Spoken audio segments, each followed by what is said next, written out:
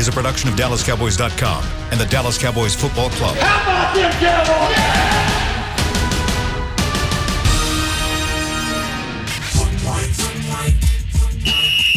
Let's go, baby! Are you ready for a break? Yes. Are you ready for a break? Absolutely. Ready for a break? Yeah, and so much for that. It's time for The Break on DallasCowboys.com. We were on a break! With Nick Eatman, David Hellman, Ambar Garcia, and Derek Eagleton. It is Tuesday, October 12th, 2021, Season 17, Episode number 39. Welcome to the latest edition of The Break. We're live from the SWBC Mortgage Studios at the Star. Got Nick and Dave with me, and we're talking a little Cowboys football today. About 45 minutes we'll have on the show today, and we're going to be joined by very special guest, Duke Manyweather, who is a trains offensive lineman. He trains actually a lot of the offensive linemen that are on this current team. That's why we want to have him on to give us some perspective on some of those guys. So we'll get into that here in the second segment. But real quick, Nick, before we start talking, man, you got a 39 for me? I do. I have a few 39s. It's not going to be my 39 because I know who my 39 is, but you go ahead. Who's your 39? You know who my 39 is. It's my dude, Brandon Carr. That's your dude? Yeah. Oh. Okay. Yeah, absolutely. I'm going to go with Lusaka Polite. Wow, I hadn't heard that name in a long time. Lusaka Polite. Never heard that. Never heard that name? Never heard that name. He was a fullback in like 2005 or 6 Parcells. I think at one year he was one of those guys that like cut, brought back, cut, stayed, had an apartment down the street and come back and all that kind of stuff. Lusaka Polite, fullback. I wonder what he's doing. I don't know. Broderick Sargent was another one that that's one I don't almost know. Went there. Broderick Sargent went to Baylor. Okay, that's why Chris says nice. Yeah, but the thing is like he one of those like he played in the NFL asterisk, because he played one season, I think 1989 Cowboys, like that would that's like playing in the CFL almost that year. Yeah. So Broderick Sargent, Lusaka Polite. All right. Brandon Carr. Yeah. There's only 9 39s ever on the roster. Are you looking at it? Yes. Derek Gaynor was another guy I almost went there. Nick's I'll just do them all. No. That's all I got. Start naming them all. That's all I got. Well, the first one was 1987. So. Oh, okay. When I first got here, Jones. there was a fullback, that undrafted guy that made the team in '99 named Ryan Neufeld. I remember Ryan Neufeld. Yeah, remember him? Yep. Yeah. He played. He might have switched positions around, but 39. But is Brandon Carr the last one? Tyler Coyle wears it right now. Who? Nice. Tyler Coyle. Dang. Derek's like, I remember that guy who never played 20 years ago. Guy that's on the team right now? Nope. I'm telling you, Tyler Coyle. My bad. Chris Westry. That's right. He's playing. He's a starter. Sure is. I forgot what team it was. It's the Ravens. Baltimore. Yeah. That's a shocker. I was like, shocker. I cannot believe he's a starter. I don't think that's like, no offense to him. I think Baltimore's got a laundry list of injuries. Yeah. But he tried to quit. So did Cole Beasley. So what? Okay. Good point. Whatever. Good point. It happens. And who else? I'm just saying. Who was the other receiver that tried? There wasn't another receiver that tried to quit at one point in training camp. But the thing is that Beasley shocked everyone because he was really doing a great job.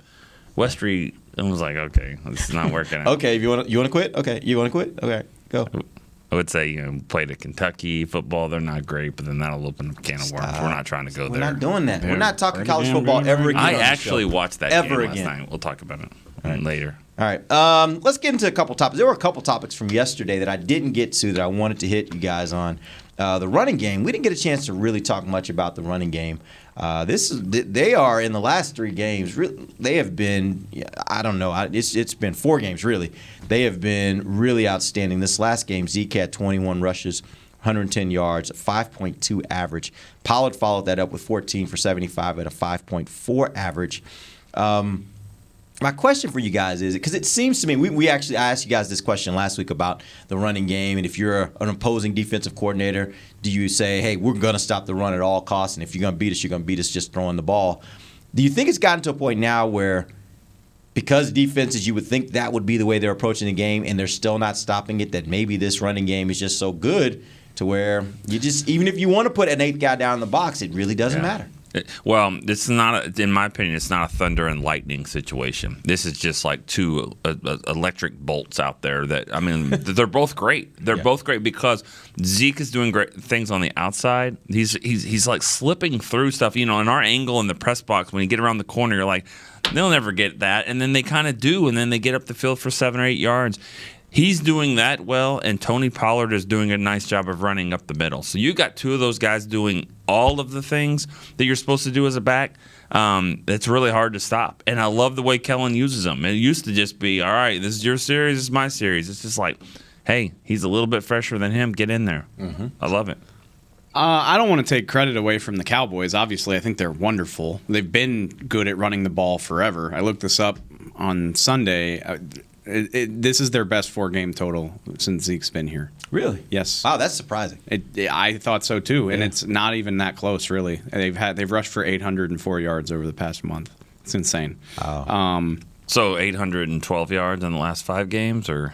Yeah. Well, I think they had. What did they rush for? They had 33 as a team in Tampa, so 840, whatever. Yeah. Isn't it weird how it's just like after that first game, you're like, are you worried about the running game? Like, no. This is like next month they're just gonna rip off 800 yards. I mean, not to sound like a douche, but after the first game, I was like, no, I'm not worried about it at all. They clearly weren't trying to run the ball in that game. I didn't see this coming, but. So the reason I bring that up is to say we know they're good at running the ball. We know these backs are good, but I do think they're in a really wonderful situation where defenses are still choosing to die by the run. The Giants were in too high most of Sunday from what I could tell in the press box. The Chargers did it. Teams don't want to die that way. They don't want Dak bombing away on them. And I know he hit a shot to CD, but for the most part, teams have tried to limit those opportunities.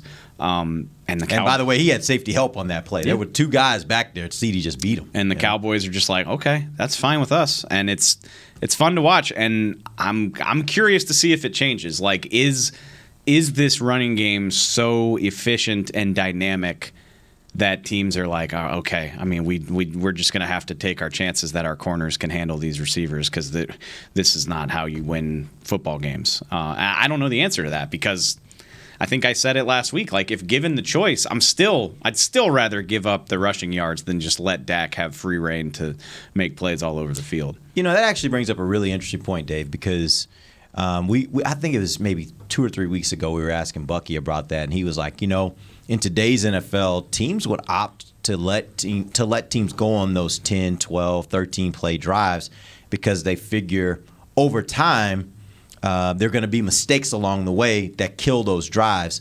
What they don't want to give up is the 2 or 3 play drives that are chunk plays that get you in the end zone. And maybe that's a part of it, that they don't think this running game necessarily is going to kill you for big plays. You force them, even if they're getting 7, 8, in some of their runs, they're not going 50, 60, in which case they're like, hey, we're going to force them to take those longer drives.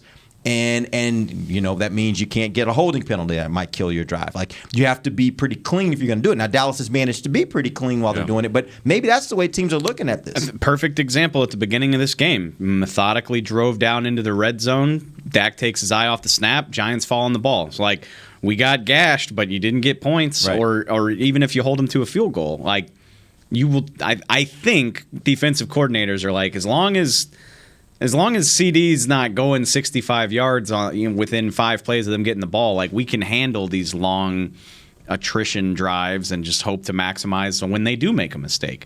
Like I said, I'm curious to see if it changes because they're going at an unprecedented clip of how effective this running game is right now. Yeah, I mean, I got asked when I was leaving the stadium the other day, like, is this the best team? This is the best team since when? Best off. Yeah, and there's not a lot of options. There's like 16, 14, 07. Those are the 3 that we've been, really been a part of. And I'm thinking about that, and I'm like, if Dak starts to really run the ball, then I think it has a chance to be better than all of them when you think about it. Because, I mean, it's just got to pick your poison element that we just haven't seen. I mean, what do you think is the best of those 3? Before you put in this year, what do you think is the best of those 3? I think that my answer is I believe that they're playing as well as 07. And that was the best of those three. I think so because, and that takes the whole team. In 2007, they had T.O., they had Witten, they had two running backs kind of like this. They had Barber and they had Julius Jones, but they had a defensive player on the other side of the ball that was just out of this world. And DeMarcus Ware was playing at that level, which is what they've got right now in Diggs. And so I think and Tony was. It was like his second year. He probably wasn't as good as he was until 14 was, I think, his best year. He kind of figured it out. And first year, he really got a great running back like DeMarco Murray. So, you can make the case for any of these years. 16 was just so unique. They were so young. It helped them through all these years. Might have kind of got off, might have hurt them in that playoff game a little bit, the moment, the stage, and all that. They still rallied back, but I think 14 and 7. Yeah, and 16. I don't think 16. The passing game was as lethal as it is now, right? They weren't balanced like they are now, right? So I don't know. We're just getting into the weeds a little bit. No, but I think this is a fascinating conversation because I have heard a lot of people talking like, how do you rate this team? And I look at it and I say, across the board, when you think offense and particularly defense, you mentioned having that one player. I think you factor in Parsons too, and then you factor in somebody. I heard a number on Osa. Osa's like third in the league in quarterback pressures for an interior defensive lineman. I knew it was high up there. He's third. Just in general, or not rookies? No, in general, across the entire league. I think the guys ahead of him are J.J. Watt and Darnold. And Donald. Those two defensive tackles. I just want to see that list. I just want to see it. I just want to see J.J. Watt.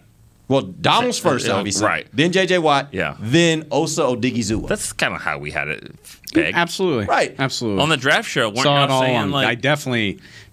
Yeah, I didn't know his name when he got called. I do my best with the draft, but I was like, was he really? Was he a guy that y'all hadn't? You got to keep him. I mean, there's a difference between like Dane and Brian and me. Dane absolutely was like, love this pick. Yeah. Here's what he can do, this, that, and the other. And I was like, okay, sounds good. Like I only have time to watch like 50, 60 guys. You're immediately thinking in the press box at the stadium, will they pronounce his name right? Yeah, for sure. He's also thinking, how do I spell this? Because I'm gonna have to write. I was thinking, I was like, I remember he had a brother a few years ago. That's That's about. Who's his brother? He had an older brother who got drafted by the Giants. His first name escapes me right now. Was he any good? He had a disappointing career. Yeah. Mm-hmm. For some reason, I don't misspell that one that much. I think I've got it figured out how to do it. Yeah, it's not. It actually phonetically actually works. Pretty good. You have to kind of break it up and all that. Yeah, I agree. I'll misspell it today. So, William, if you're listening, I'm gonna mess it up. I jinxed myself. Then everybody just go look it up after the show. Get one more. Odigizua. Right, exactly. No, but my point was when you consider him, and then you consider Parsons, and then you consider what you're getting from Diggs. When is the last time? It certainly wasn't any of those 3 years where you felt like you had an impact player at each level. And then that's different. You got to throw into the fact that like safety position has been really good. It's been a really good. Spot on the field. I mean, I think we kind of overlooked. I mean, we talked about it the other day, but like, it is amazing. You think about what you're surprised about. You're surprised about Odigizua having that kind of success, but J-Ron Kearse wasn't a guy on the 53-man roster. When you ask people at training camp, who do you have? He was a forgotten guy. He probably isn't going to make it. He might make the team, maybe. He played the only defensive player to play every snap in that game. That's amazing. He's probably leading the team in snaps since Donovan got hurt, if I had to guess. I think I've made that point a few times. I mean, none of the three of those guys had to make the team, the three safeties. Casey Hooker and him. Yeah, financially. Obviously, you kind of figure when Casey was ready for OTAs and starting from day one, I was like, okay, they probably see him as their starting free safety. But just financially, there was no commitment there. And I always follow the money when it comes to free agent signings. So for them to be as unheralded as they were, and all three of them, particularly Kearse, though, because Casey's been a starter for most of his career. Hooker's a first-round pick. Kearse is a sixth-round pick who's mainly been a spot player his whole career. For him to just step up and become a starter because of injury, and now we talk about like we're arguing about Terrence Steele and Lyle Collins. Like, what are you going to take him off the field when Donovan Wilson's ready? Like, and that's not a knock on Donovan. He's a good player, but I want that guy on the field. Yeah, absolutely. All right, let's go ahead and take our first break. When we come back, we're going to be joined by Duke Manyweather. We're going to talk some offensive line. He is the offensive line guru in this area. We'll talk about him. We'll talk about that when we come right back. This is DallasCowboys.com radio. Before there was a draft, you could size up a cowboy by 3 simple factors: the crease in his hat, the bend of his brim, and his unbending attitude. A man's Stetson didn't just protect him from what life threw at him, it projected a rugged, unstoppable spirit. Stetson hats are still American-made with pride right here in Texas. They're still the unofficial crown of all self-respecting cowboys, and Stetson is proud to be on the field with America's team. Find a retailer nearest you at stetson.com/cowboys. The Cowboys way, where 16 Hall of Famers and 5 championships shows us what success looks like. Where turkey is always the second best part of Thanksgiving Day. Where we are all defined by one single thing, the star. Where we as fans know it's our job to keep the tradition going. Bank of America is proud to be the official bank of the Dallas Cowboys and to support the quest of living life the Cowboys way. Copyright 2020, Bank of America Corporation. Want to use what the pros use? How about the official men's skincare brand of the Dallas Cowboys, Jack Black? Right now you can get the Jack Black Starter, a curated collection of Cowboys locker room favorites for just $10 with free shipping. The starter includes 4 Jack Black skincare favorites plus a full-sized intense therapy lip balm. Go to getjackblack.com/cowboys and use the code word TEAMJB. That's getjackblack.com/cowboys. The Jack Black Starter, $10, free shipping. Honey, big news. Gary, are you okay? Oh, I'm not Gary anymore. I'm Jackie Flash. What? See, I want the latest smartphone, but the best deals are only for new customers. So, to get a new customer deal, I changed my name to Jackie Flash. Okay, but the best smartphone deals at AT&T are for everyone, new and existing customers. That's huge. Then guess who's getting a deal? Is it Jackie Flash? Jackie Flash. It's not complicated. At AT&T, our best smartphone deals are for everyone. Restrictions apply. Visit att.com for details.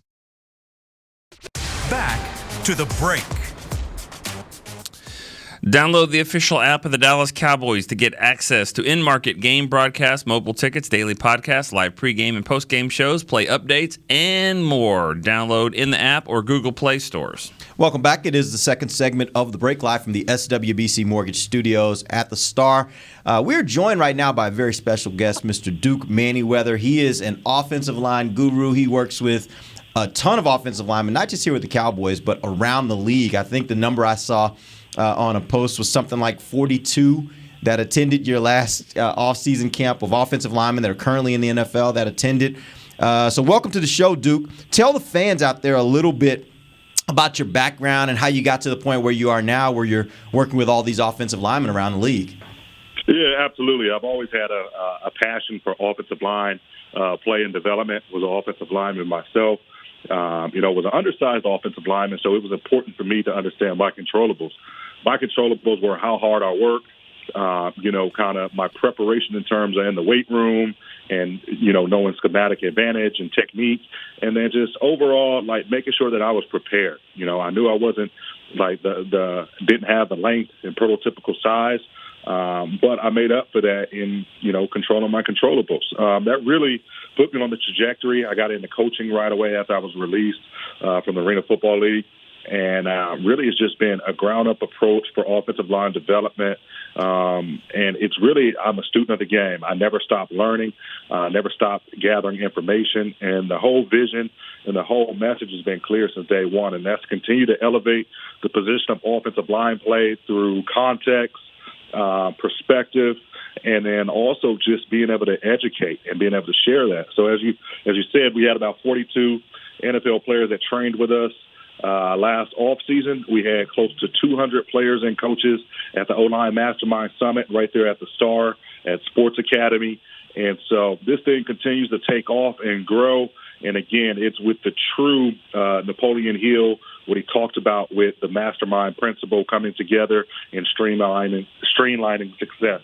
So that's kind of what we do, and we're focused all on O-line development from the ground up. All right, so give us a big picture overall view on what you think of this Cowboys offensive line. And I want you to hit it from two areas. One, What are their strengths? And then the other, where are the areas for improvement that you see from them as a unit? Yeah, absolutely. So this Cowboys unit is back and healthy for the first time in really 2 years. They're intact. You're seeing 77 play like we're used to seeing 77 play. We're seeing Connor Williams has improved. Tyler Biadasz gets a lot of flack from those out there, but Biadasz has gotten better every single week.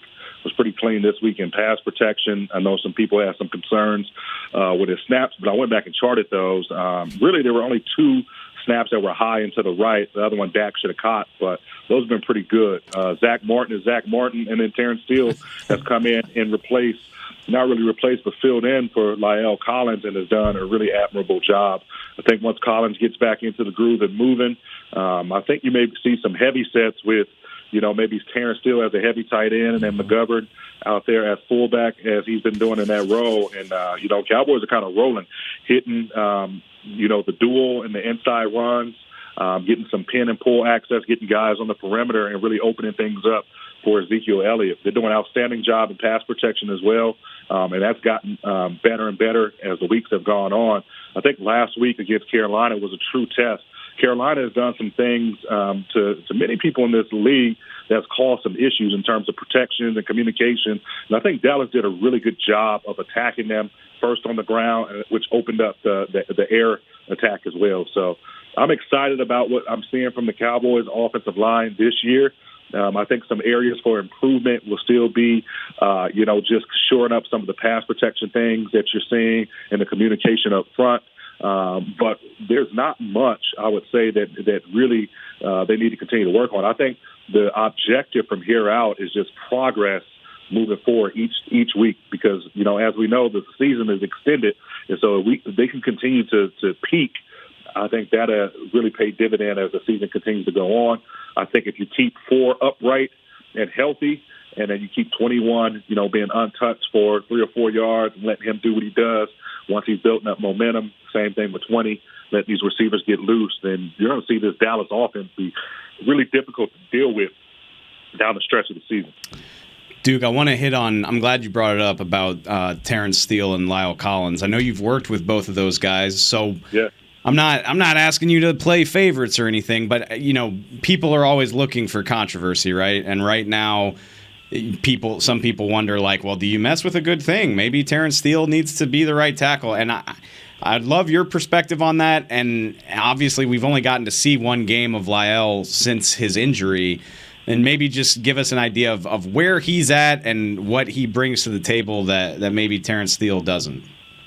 Yeah, absolutely. And I think there's no controversy here. I think Lyle Collins is your starting right tackle. Terrence Steele has worked his tail off. Again, I think when we did the podcast and even Night at the Star last year, we talked about where Terrence Steele kind of was in terms of being an undrafted free agent, started off on the practice squad. Nobody expected him to be a contributor last year. And then he got dragged by everybody because he wasn't, up to the Cowboys standard in terms of being on the field. Well, the fact of the matter is that was an emergency situation that nobody ever foresaw. But with that being said, we talk so much about being clear. Where are you? Where do you need to go? What's keeping you from being there? Terrence understood where he was and where he wanted to go, worked his tail off, this year. And, again, he was able to fill in admirably. But I think what Lyle gives you is just more consistency in terms of pass sets and even in the run game. Terrence Steele is a tremendous run blocker. I think we've seen that just in terms of the strength and sheer power and leverage that he's able to generate even as a 6'7", 6'8" tackle. But I'm going to throw something out there that you guys will historically remember. And Terrence Steele, in same number, kind of is in the mode of a Jeremy Parnell, where when you need him, he's there for you, dependable starter, dependable swing tackle that he developed into. And eventually, Jeremy Parnell ended up making, $40 million elsewhere in his career. Nothing wrong with it. Ended up playing 11 years in the league. Dallas and with Bill Callahan was a key catalyst for his continuing development. I have introduced Terrence and Parnell to each other, because Jeremy Parnell still comes in and works out with me, even though he's retired. But, it's just it is what it is in terms of, the people that are going to try to create controversy. But I think 71 is your starter when he comes back. As long as he comes back and shows that he's, one, in shape and healthy, which I know he will be, and then, two, barring any injury. But with that being said, you feel good about 78 coming back in if anything were to happen. Duke, I'm actually fascinated by these specialized camps that you have. I mean, I've always thought like the big man camps in basketball or kicking camps or whatever.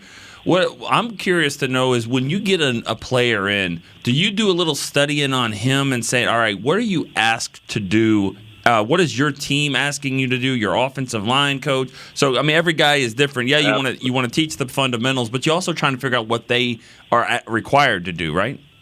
Absolutely, and that's the context that I talked about earlier in just my overall vision and mission.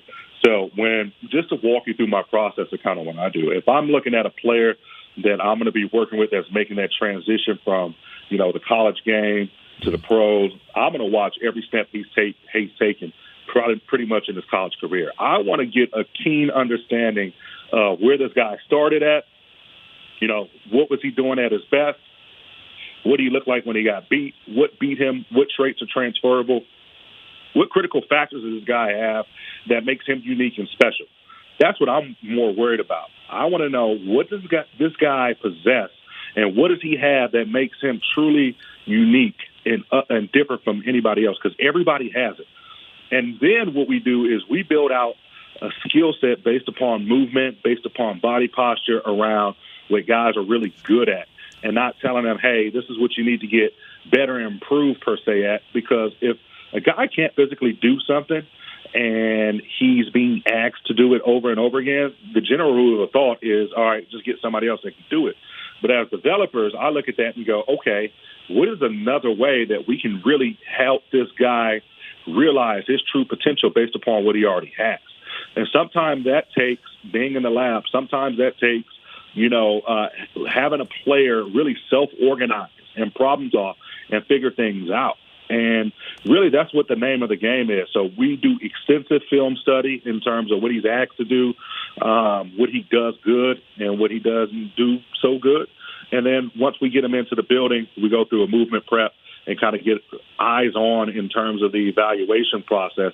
That way, we're kind of marrying what we thought we saw on tape to what we see in person. And then from that point, we have a definitive ground-up approach for development for that particular person.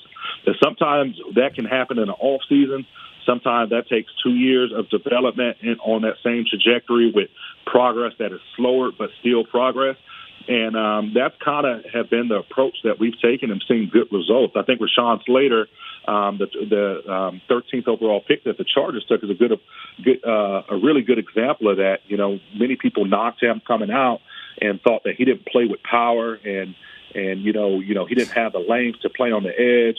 What we did is we went through and watched every snap that young man took at his time in Northwestern, and he opted out, and we said, all right, this is what you're at, this is what we need to get good at, but this is what you're great at. So let's take what you're great at and inject that into an area for improvement. And what we ended up finding out is, one, he's powerful as hell, strong as hell, and we just needed to kind of cue him differently and then give him a different perspective of using the tools that he had. That's fascinating to me, that answer you just gave. But when you were talking about the offensive line left to right, you kind of just glossed over a guy named Zack Martin. I'm curious, if Zack Martin shows up to you, what do you I don't know if you've worked with him before, but if so, like, where do you take a guy? Okay, so what's the approach with a guy that is, I think, the best in the game? What do you say? Hey, let's get better here, and what? It's very simple. With a guy like Zach, you first listen. You don't tell him what he needs to do. You listen. Guys like him want to be coached, but it's a level of buy-in first. And so you say, hey, what are some things that you feel like in your game that you want to get better at? You let them talk. And from there, one of the things that we identified is very simple. When a guy is that good that's going to put on that yellow jacket, that gold jacket, as I said, it wasn't so much glossed over him. I said, Zack Martin is Zack Martin. Right. And that's the best thing that you can say. But really it was just, making sure that Zack was returning from that injury, which, the staff did a great job there for the Cowboys, but making sure that everything was activated and turned on, making sure that, in terms of rotational strength and power and stability and anti-rotation, that he had that there. That was really the focus with the small tidbits that I gave him. But one of the things is, and I'm not trying to reinvent the wheel, I understand that when certain guys are able to work and do things, you just let them be who they are. And so there's not much I did for Zack, to be honest with you. Zack is Zack, and that's why I said it that way. But it's just, hey, like, it's making some small suggestions. And really for him at this point in his career is making small suggestions that will help implement into his daily routine or lifestyle that can make him a better player. I mean, because when you look at guys like him and Taryn, it's just small things that you approach to really clean things up. And, you know, that was kind of the approach we took with both of them, you know, the times that we did work together. Same thing with Taryn is just, you know, kind of showing some more independent hands, playing a little longer. That way he's keeping his neck out of, collisions and things like that. And so, again, just small detail for those guys that are vets that are going to be putting on that gold jacket, not trying to reinvent the wheel, not trying to sound like we're all knowing in terms of, hey, this is what you need to do. If it's not broke, don't try to fix it. The interesting thing about when you were talking about that process, it made me start thinking about Terence Steele. And obviously, we all watch him, and there is a feeling across Cowboys Nation that there's a night and day difference between what he was in 2020 to what he is now. Take me back to the player that he was last year. And what was that, if you had to identify one thing, what was that one thing that you identified with him that now you look at him and you're like, yeah, he got the message, and this is the reason why he's playing at the level that he's playing now? Two things. You have everything that it takes to be a starter and a player in this league. That was the first thing. And then the second thing is trust. Trust yourself. And that trust came from behavior over time. That's what trust is. Trust is behavior over time. And so the work that Terrence ended up doing allowed him to trust his process, trust that he did everything possible and exhausted every type of resource there was possible to become better. And so once a player gets there, then he starts to have confidence in what he's doing. And confidence is the story that we repeatedly tell ourselves in a confident manner. So those are really the key things is, yes, we worked physically and tactically on some things to improve, but it was all there with Terrence. It's just trust is behavior over time. And understanding, again, we always talk about being clear is where am I? What do I want to be? What's keeping me from being there? What are my controllables? What do I need to leave behind? Who do I need to leave behind? How do I want to be viewed when I get to my destination? That's what being clear is. That's kind of the template that we use with every single player.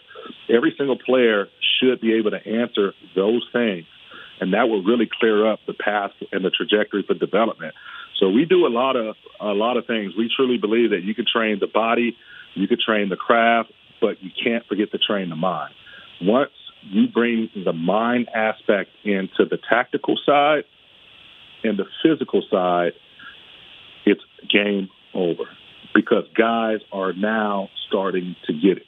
Guys are now starting to understand that they possess everything that they need to have success. And I think what gets lost in this a lot of times is that we give up on players too easily. It's funny because you look at high school development, it's a 4-year development cycle. You look at college for the most part, 4-year development cycle. The Olympics, 4-year development cycle. But in 5, 6, 7, even 10 games, we're ready to give up on NFL players, and it's the most ridiculous thing I've ever seen. That's good stuff, man. Really, really good stuff. I mean, and I'll say this, Duke. I mean, what you did, or what, I mean, not just you. I mean, offensive line coach has done great. But Isaac Alarcon, I mean, you talk about night and day difference. I mean, from last year to this year. I mean, I know, and he credits you a lot. When I interviewed him, I didn't understand everything he said, but I did understand when he said Duke Manyweather, and you know, you can tell he has made a ton of progress. Yeah, absolutely. Same thing with Isaac. You know, I think the world got to see Isaac for what he is on Hard Knocks. It was great. Yeah. But that's Isaac. That's 100% authentic Isaac. And Isaac, again, took the same approach as all the rest of the guys that I talked about. Those guys were locked in. They understood where they were and where they need to go.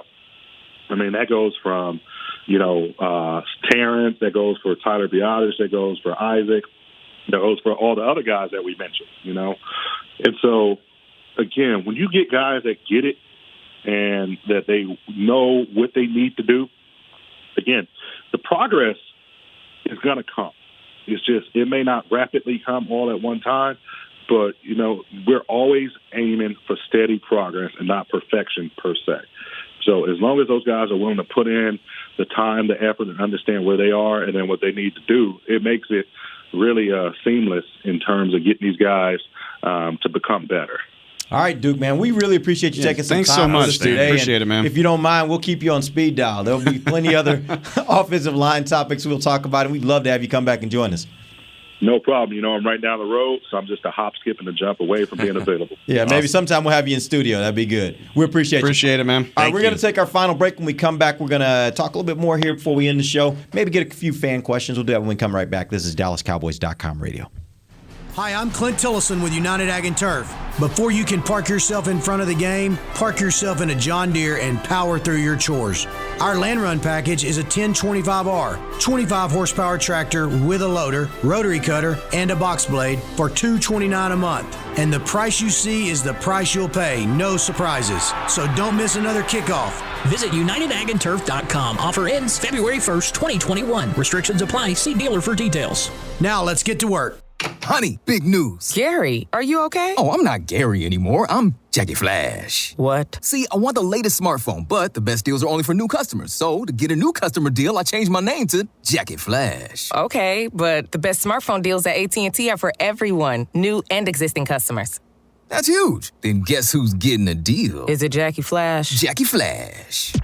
It's not complicated. At AT&T, our best smartphone deals are for everyone. Restrictions apply. Visit att.com for details. New Dr. Pepper Zero Sugar. You deserve it. I do deserve that. You deserve decadent flavor without sugar. And a day at the beach without sand getting everywhere. And a relaxing bath that your children don't interrupt. I deserve all that? It's really just a visual metaphor for Dr. Pepper Zero Sugar. Everything you want, nothing you don't. A visual metaphor on the radio. I do deserve that. Dr. Pepper Zero Sugar. The zero you deserve is finally here. Before there was a draft, you could size up a cowboy by 3 simple factors: the crease in his hat, the bend of his brim, and his unbending attitude. A man's Stetson didn't just protect him from what life threw at him, it projected a rugged, unstoppable spirit.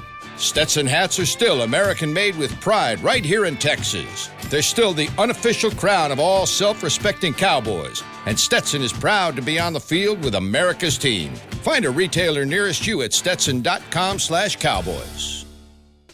Back to the break. Dallas Cowboys cheerleaders making the team is back for another exciting season. Don't miss new episodes every Friday at 9, 8 Central, only on CMT. Welcome back. Final segment of the break, live from the SWBC Mortgage Studios at the Star. Really great interview we just did with Duke Manyweather. Very interesting guy. Interesting things he had on this team. The thing that stood out to me the most that he said was, he was like, and it's the first time I've heard anybody say this, but think about it like this: when Collins comes back, that's scary. Oh my God, you go with a really big package where you can now keep McGovern using him the way you're using it, and you put Terrence Steele in there instead of having the tight ends, which, by the way, the tight ends have blocked pretty well this year, and I think they've blocked much better than we've seen them block in the past.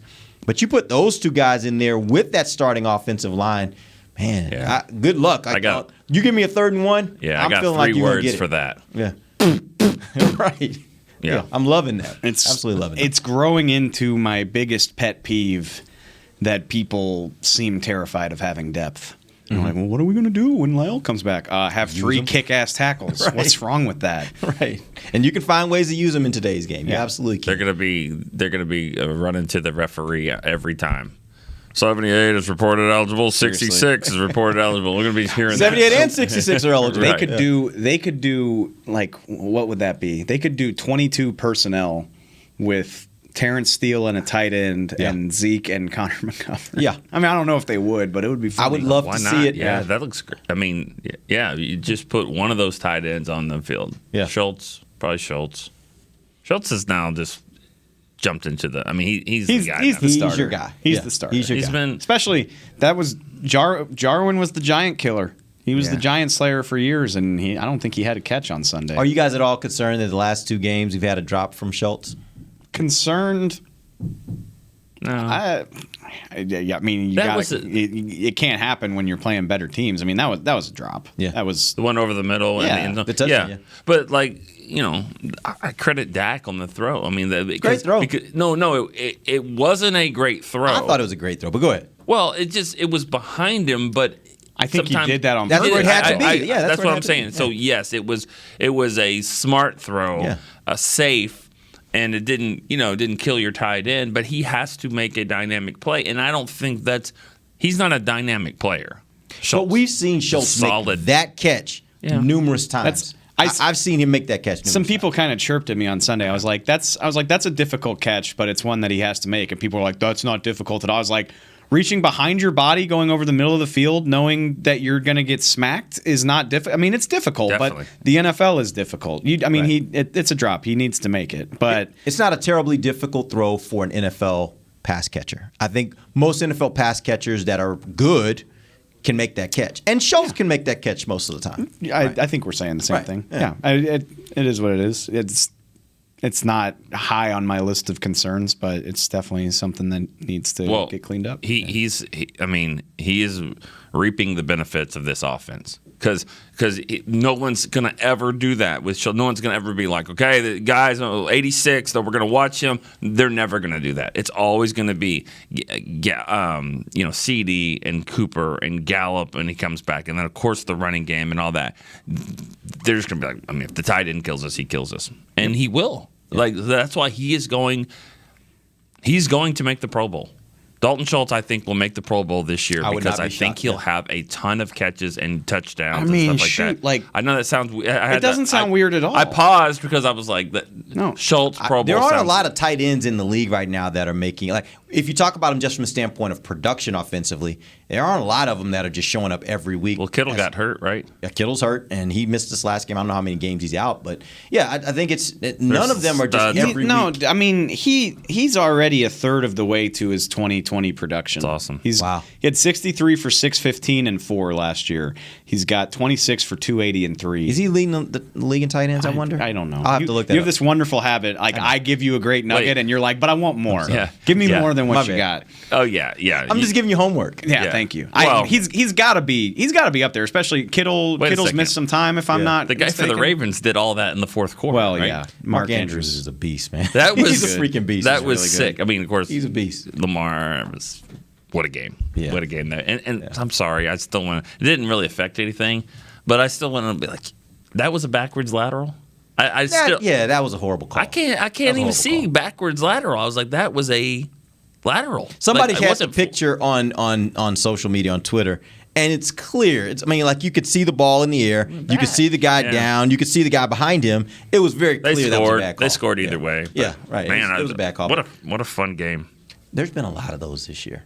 Monday night's done real well. This season's been, except for that Eagles-Cowboys game. Yeah, but that was fun for its own reasons. Sure. Right. All right. Real quick before we end the show, I did want to get a quick call we had from a fan. We got Tony in L.A. Tony, what up? What's up, Derek? How you doing, man? Hey, Tony. I'm good, bro. David, how you doing, man? Nick, how's everybody doing? What's up, man? Hey, man, I just wanted to I'm happy about how the Cowboys are going, but, I just want to let you guys know, man, that I'm just so thankful for you guys, man, just for your growth. I remember, you guys started way back in the day, and just, different people you guys had, the deal wall, different people you guys have had on the show, people have moved on and things like that. I wanted to say I'm just proud. I feel like you guys are kind of an extended family. I know you guys don't really talk too much publicly about, your life, but every once in a while you guys throw a little nugget. I know, Derek, you have a wife that's a lawyer and has a daughter, and Nick, I know you have a son, and, just feel kind of like over the years, man, I just wanted to let you guys know, man, that I appreciate, I know other friends do, appreciate all the content that's been coming out, the draft show, and just the work you guys have been doing. I just wanted to let you guys know that it's appreciated by me, and I'm pretty sure other Cowboy fans too. And just give me your flowers, man, while you guys are still here, and just to let you guys know I appreciate you. Also, you, Dave, too, man. I know you're kind of newer to the. I mean, you're not new, but I know what you mean. All the stuff you guys do, man. Dave, you with the draft show, bro. I mean, just all the content you guys do, man. Just thank you guys so much. And all, I mean, this is stuff going on now, the shows we have now, hanging with the boys, all the stuff going on, man. You guys are doing an awesome job. The videos, the Deep Blue, all the stuff you guys are doing is awesome, man. And just proud and just thankful, just how you guys up to the Cowboys, up to yourself, up to your family. Just probably kind of feel like. Awesome. All right. Call, hey, man. Call every week, Tony. We need that. I'm getting emotional. Thank you. The only question I had was he said he's going to give us our flowers while we're around. I'm like, does he know something we don't know? Did we say something on this show where we may not be back tomorrow? But no, Tony, that was awesome, man. Thank you so much. We appreciate you. Thank you, Tony. I'm trying to do better at just accepting compliments. Like you don't do that well. It goes against my nature. So thank you, man. I mean, you think about calling in the show and especially on the season, it's what's happening right now and everyone's excited about it and you got things you want to talk about and probably you had to wait a little bit of time to do that and then to just throw a bunch of, compliments and great words like that. I mean, we don't do what we're doing without people like that. Absolutely. I mean, and it's not just when they're 4-1. We're talking about when we've had, when they're 1-4 and all that stuff. Last year, a prime example.